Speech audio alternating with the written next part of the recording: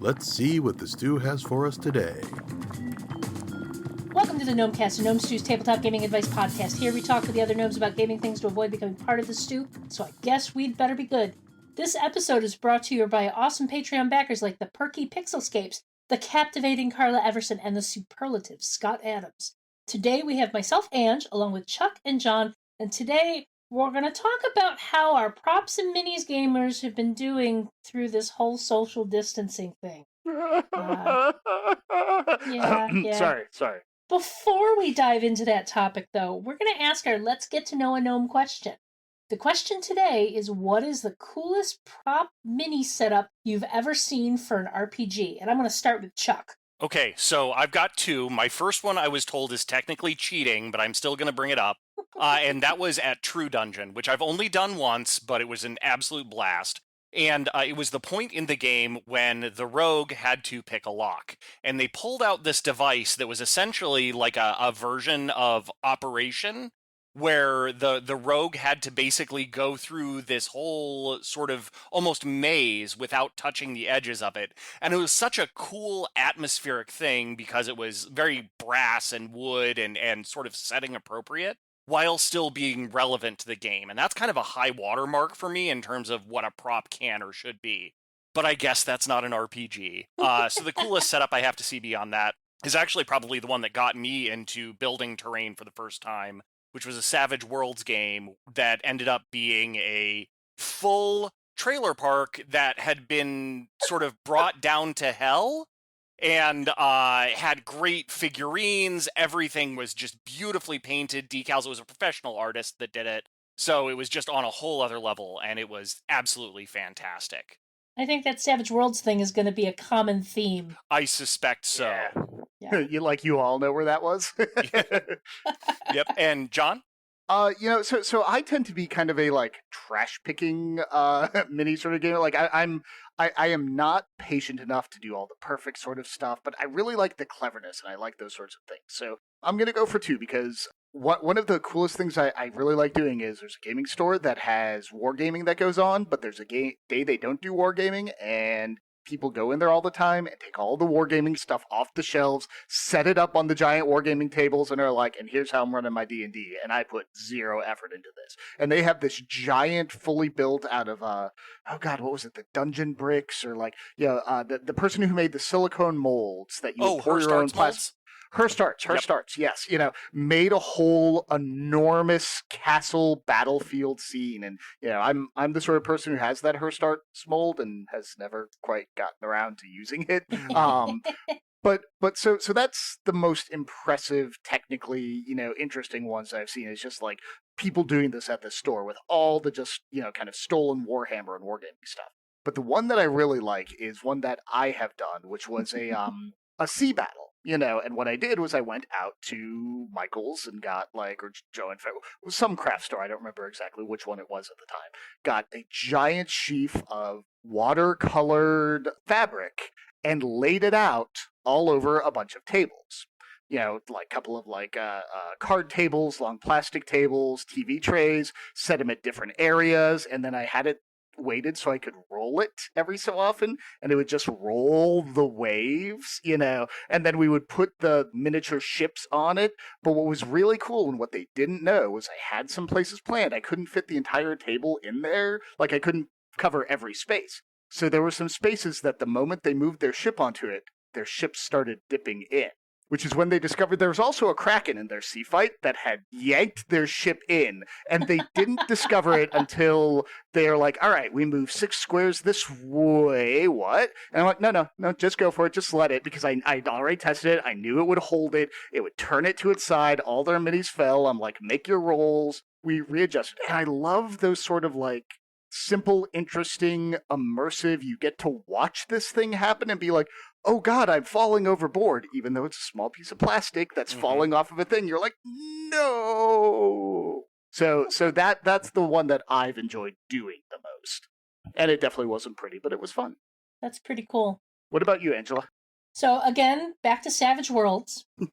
A few years ago, now Savage Worlds is known for doing their fantastic mini setups. The local guys here in Western New York are known to bring some great mini setups, and whenever I've played at Origins or Gen Con, they take it to the nth level. They really go all out. There was once where I was playing some sort of Indiana Jones-esque game, and they actually had a pyramid where we entered at the top, and they slowly removed layers as we went further and deeper down into the pyramid. But the one that I found the most impressive was I signed up for a superhero game. I figured it was a superhero game. It didn't say anything about it being DC or Marvel or being a two-table game or anything like that, but it was basically a DC Marvel crossover. We had one table of Marvel characters, one table of DC characters, and the climax of the game was all of us getting transported into this city that was an amalgam of Metropolis and New York City, and we had to fight a battle against Ultron and Brainiac.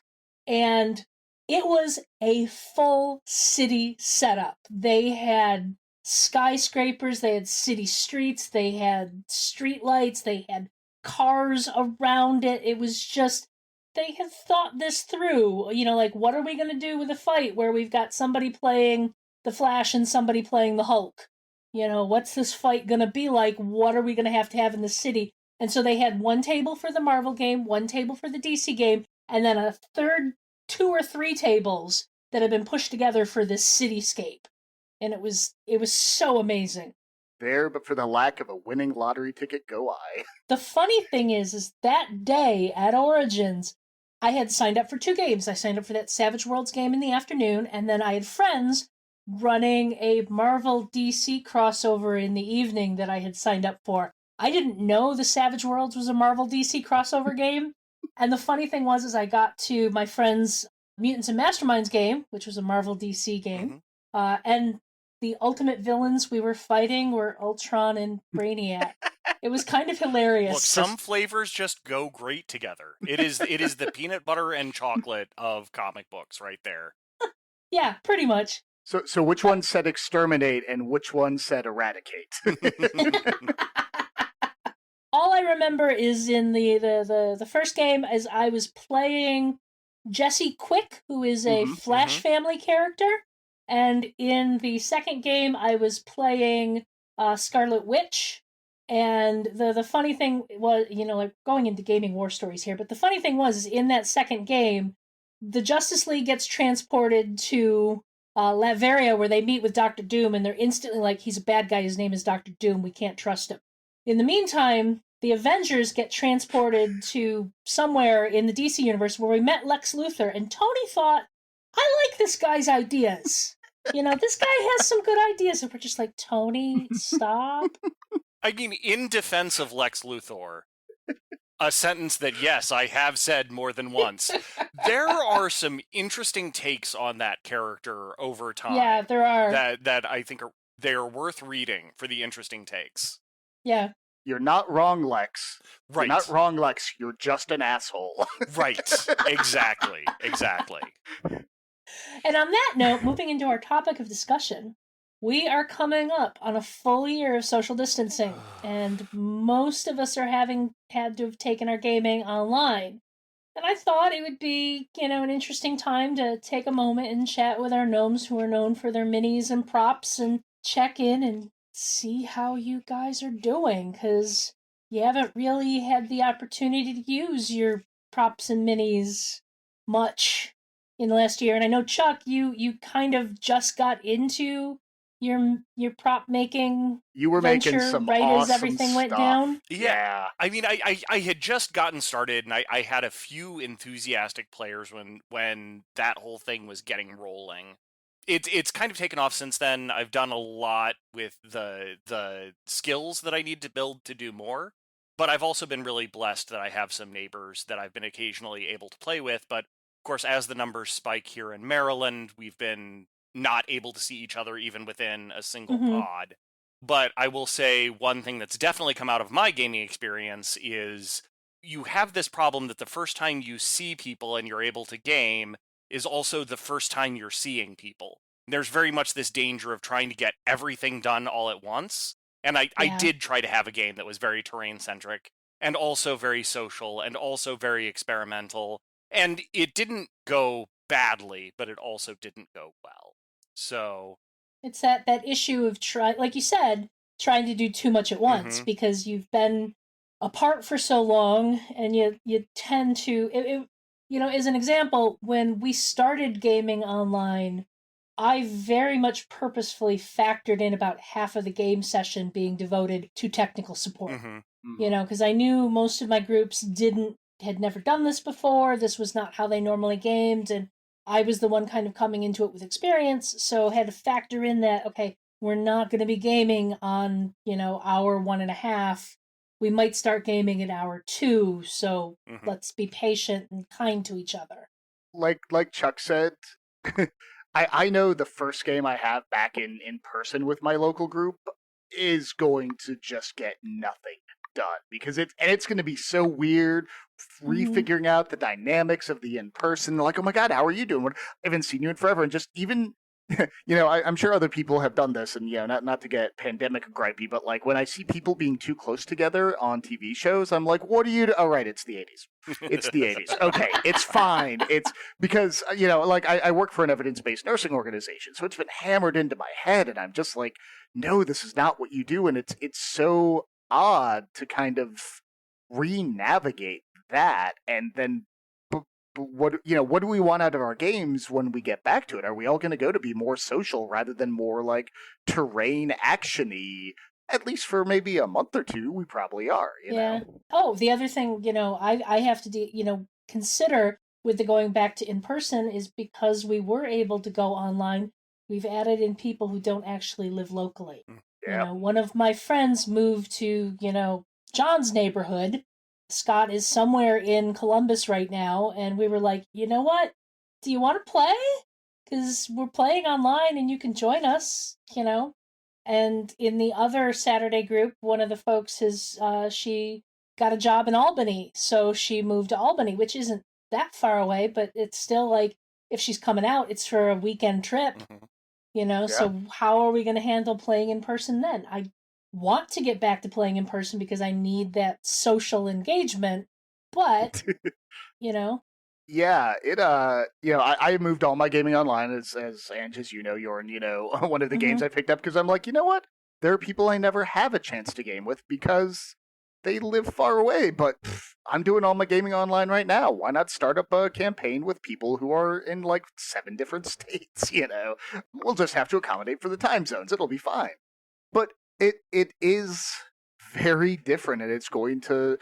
The genie's out of the bottle. I don't think things are ever going to be back the same way they are. And honestly, I think, and I'm halfway through writing an article about, like, I don't think I'm ever really fully going back to minis.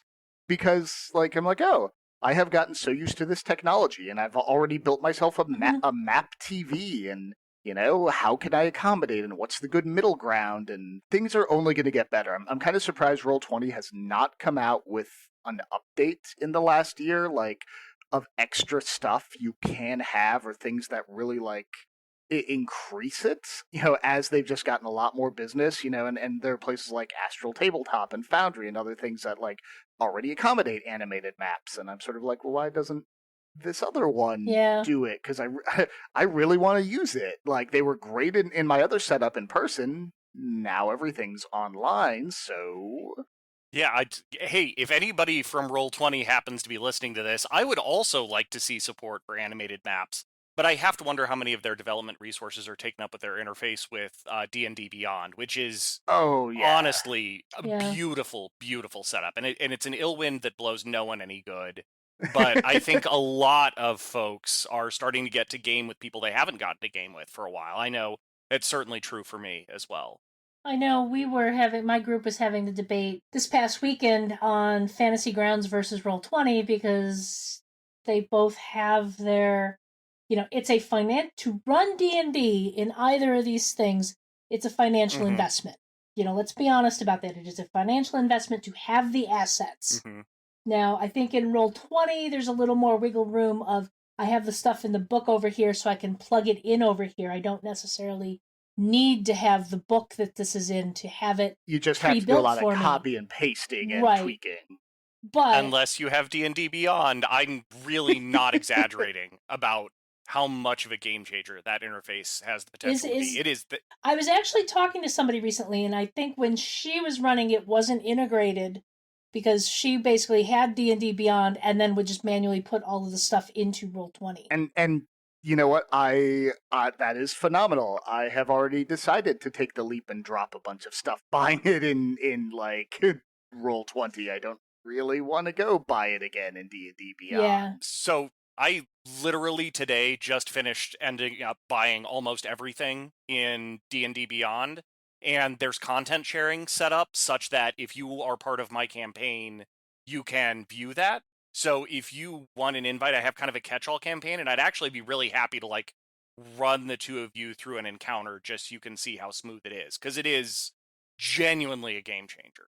So, okay, end timeout. But let's get back to the topic at hand. Right. You know, because there is a degree of I feel like some of the same a similar creative energy to what goes into creating props and minis can also go into creating the virtual tabletop space. Exactly. They're not exactly the same, but they are similar. I mean, in a lot of ways, the virtual tabletop is much easier to do than the actual physical terrain. Certainly easier to set up and take down and everything else. But I think you're 100% correct. It is very much that same energy because you have to have that spatial sense. This is how far away the throne is from the goblin encounter that happens over here. Right. And you know, I have found it's because we're kind of we came from a 3.5 game that we morphed into 5e because we did go to like, yeah, I'm just buying all the Roll20 assets. I'm buying like, and it's an Eberron game, and we're doing it, you know, with airships, and some of my players cannot get over, the thing where I'm like, oh, it's pretty abstract. You're about 500 feet, and they hit Q, grab the thing, and be like, oh, I can't get over there. I'm like, your Manticore mount can get you, like, it's fine, just go ahead and do it. And I find, like, people are adhering to more of the technical. Like, it honestly is pulling us closer to a video game sort of paradigm. And I kind of love that. I already poured a lot of stuff from video games over to kind of make it easier and more interactive in different ways. So it's phenomenally easy to build maps that I couldn't. The water map, I've approximately made something like that for airships and other naval combat. That's way better and way more useful and way more utilitarian. Like, it doesn't have the same impact, but it is easier and looks better. Mm-hmm. But then you have that thing where players look at it and I'm like, well, I just finished playing through my early access of Baldur's Gate, or I went back and played Shadowrun Returns. Okay, wait, how many square, and we're going to get trapped in those mindsets, no matter how much your DM or storyteller goes, yes, you can get there. But it's still, you can get there. So I wonder how much of that is priming, because the battle maps look like video games. One of the things that I try to do is have splash pages that are something other than a map. And when there's role-playing, people are not looking at a map. They're looking at an evocative picture. And of course, I'm saying all of this like I'm any kind of skilled with doing any of this and I don't screw it up every time. But that kind of thing, because if you show people a hammer, they're going to look for nails. If you show people a battle map, they're going to start thinking about tactical stuff. And that is something that we're missing from the in-person game, because I can't hand you the Wand of Orcus that we made and has the cool shining light that makes you think Wand of Orcus in my hand. So it's what you have. And sorry, Angie, you were just getting ready to say something and I rolled over you. Well, I think that actually still leads into what I was going to say, is I think this leads into a question that is relevant for both physical props and minis and virtual tabletop setups. When do you decide to put the effort into creating the space? Because as you say, John, there are times where you're like, you just want to go narrative. You don't need to be like nitty gritty on the numbers, all of that. But there's also times where that's useful. And how do you figure out the balance of, having maps that are great for climactic encounters, but also having some sort of setup that's like, we're just role-playing here. And maybe there's a little combat, maybe there's a little bit of social, but we're just role playing. Yeah, and I think for different games, it it's going to be different, of course. But Chuck, like you said, here's my splash page, here's my image. Like that was actually one of the first articles I wrote for treasure tables back in the day. Go find an image, show it to your players, and bring their brains into that space of the picture frame. It's so much easier to do that now. Like I've got a place where when they go meet their like confidant person, they walk in and here's her steampunk coffee, distillery, and it's just I will never do a map of that, even though I found some beautiful ones, because this is where you go to talk. This is not combat. For my Savage Worlds East Texas University game, they had a situation where they knew that somebody was hexing the quarterback of the team to make the team lose, and they needed to help stop this. I could have gone out and find a usable map of a college football stadium, but the minis would have been so small on that map that it would have been nearly useless and like doubled the amount of time it would have taken to get through that part of the scenario. Whereas instead, I just found a picture of a college football game at night with the stadium looking down the field and put that up as a splash page.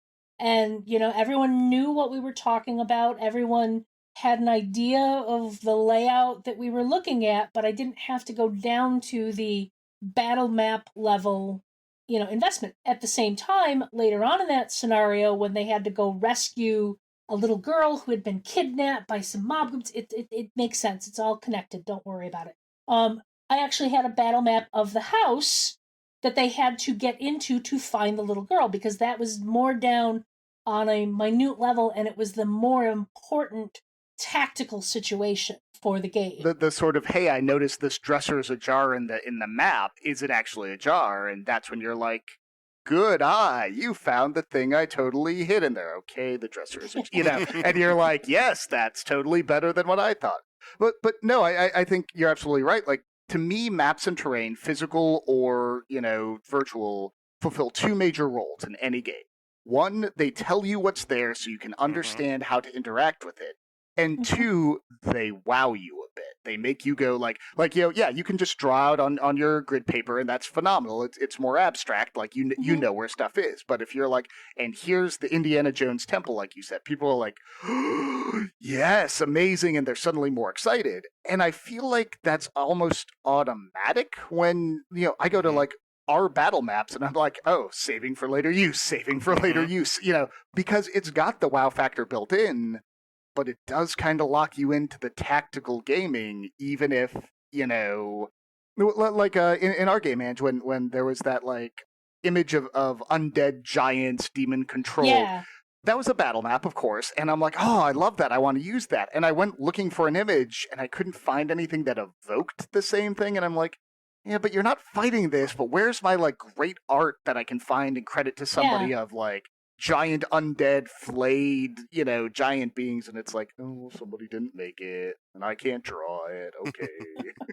So to bring it back, I think that's actually two things. One, I didn't know our battle maps was a thing, so guess what I'm subscribing to tonight. And second, Ange, you said, where do you draw the line in building those maps? And I think it's exactly the same place you draw the line with physical minis or physical terrain, which was, where do you have fun? Yep. Because I have had a lot of fun putting together Roll20 maps, and I've also had times when it's really tedious putting it together, and when it's tedious, don't do very much of it. When it's fun, do it until it stops being fun. Right. And that comes through.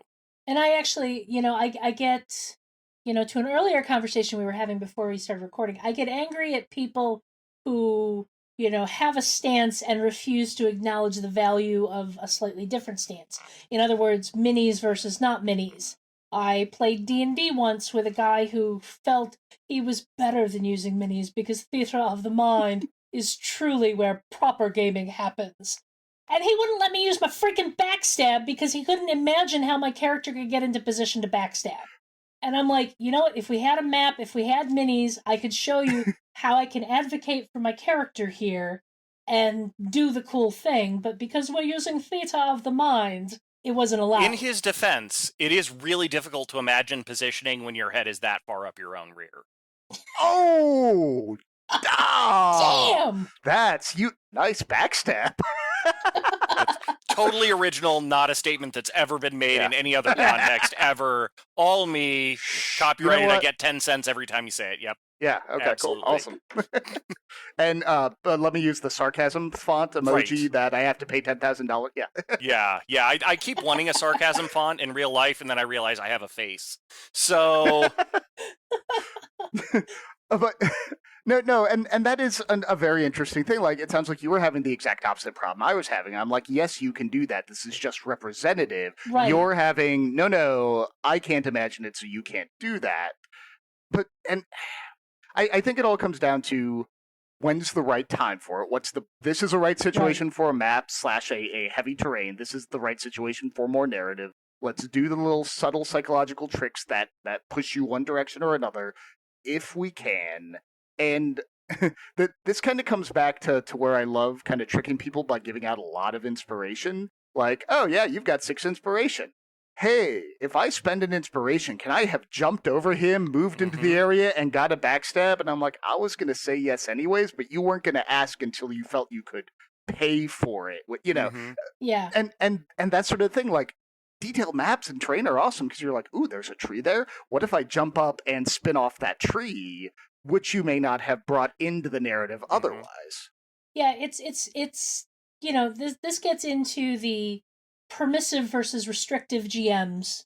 And when you've played with a permissive GM who you're like, I really wish I could use my sneak attack in this situation, they're like, give me an acrobatics check and see if you can tumble through their legs or tumble over them or something like that. Sure, you do it, you get something spectacular result, you get to narrate a really cool thing, and then you get to do your sneak attack damage. Whereas a restrictive GM is more like they already have a vision of what is going on, and if they can't, like, they're more concerned about their vision of what is happening than allowing the player to necessarily play in that sandbox. It's a little mean, but you guys know what I mean. So I have a question to circle back to something else, because Chuck, you said I get tired of building, maps. How often do you build the map from scratch? Like, because I know you're doing stuff with terrain, but once you've got a terrain piece, like, oh, I have 15 walls I've made out of something, you can kind of modularize them. How often do you build from scratch a map? Less than 10% of the time. Okay. So do not assume that modular terrain is as easy to put together as it seems. I would actually argue that using the terrain is in many ways harder than making it. But the problem with battle maps is it's not so simple as just dropping a JPEG into Roll20. You need to have the enemies, you need to have the lighting effects, you need to have, and it's putting all of that stuff together that gets kind of tedious to me, unless there's a really strong thematic element that you're wanting to do with it. I've only really done in recent memory 2 dungeons in Roll20, and one was a sewer, and I leaned in on the sewer, and the other was a literal battle map of the inside of some gigantic creature, and I really leaned in on that. And those were fun, and I did those thoroughly because they were cool and thematic and strong. If I were to try to do that for your standard cave dungeon, I would be unconscious within 5 minutes. I just can't do it. And so as a result, players are only going to get dungeons that are different in some way, which is not a brag. That is a huge downside when you're trying to run published adventures. Yeah. Yeah, I'm very much of the, I've never visited our battle maps, but I have definitely made use of Google and Pinterest to search for battle maps. And I will basically, may have a vague idea of the thing I want, but if I find something that looks cool that's remotely close, well, there's my battle map for it. It's just a matter of, figuring out how I want to use it. In the ETU game, I did a thing where they basically went to a Renaissance fair and had to fight a Minotaur in the maze. And I couldn't find a good map that really represented the hedge maze. Not one that that worked for what I wanted without me doing a whole lot of photoshopping and playing with the image. So I basically just found something remotely close, narrated up to them finding the center, and then having to fight the Minotaur. So they had a cool scene for where they were fighting the Minotaur, but we didn't worry about the rest of the hedge maze because it just got too tedious to try and find something. So I think it dropped just a day or two before this, but I've been porting over things from video games, and I talked about the minimap in video games, and how back in, anytime you open any JRPG, there's a little just hand-drawn, like we would have done on grid and paper back in the day. And I'm kind of a fan for where I've used that, of just like, yeah, here's the terrain and the layout, okay, I'm going to walk through and go to the right because I see there's a passage to the right. I don't have to bother describing, there's a pretty standard dungeon. It heads off to the left, right, and forward. Press west, east, north, or, go back to Zork and all those old things. Because, they can see that, they can understand that. And if the players are good enough, they're not going to be like, I'm going to run all the way up to this place and look, and it's like, no, explore the dungeon. And then when it's like you said, and this is the important scene when you fight the Minotaur, we're going to Final Fantasy zoom down. You've got a bigger, interesting kind of cave area or a generic one. And it almost fits that nice little hybrid niche of, yeah, you know what it looks like, but then here's the wow moment. And that's only comes in when I want to wow. Yep. We should probably start wrapping up. We've been talking about for about a half an hour, and we don't want to go too much longer because then we'll, get accused of going long. We don't want to do that. Yeah. So, any last words about props and minis in the pandemic times?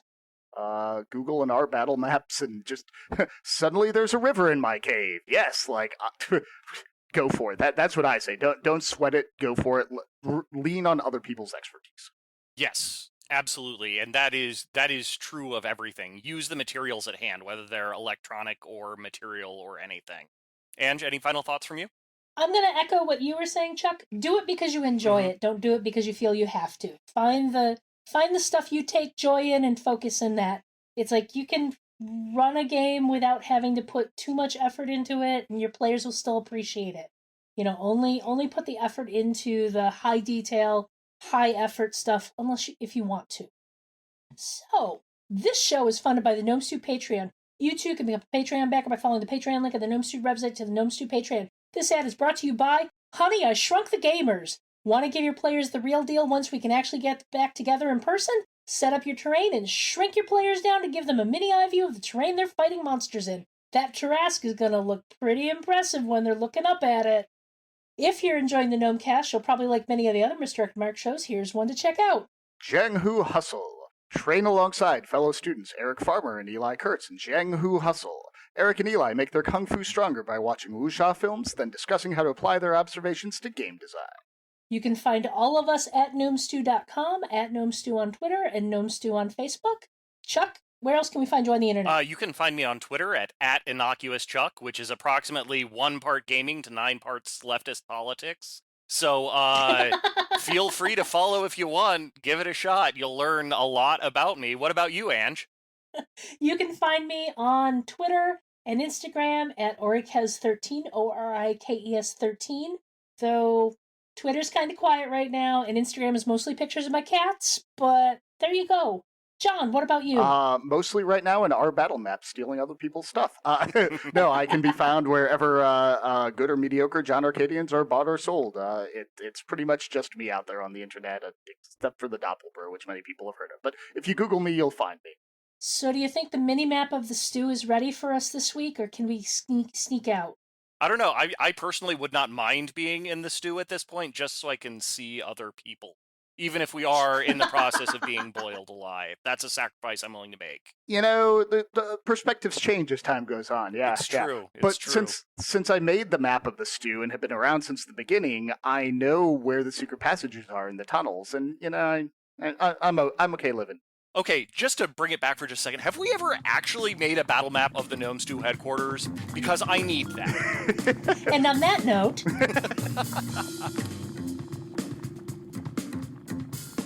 Gnomecast is hosted by Misdirected Mark Productions, the media arm of Encoded Designs.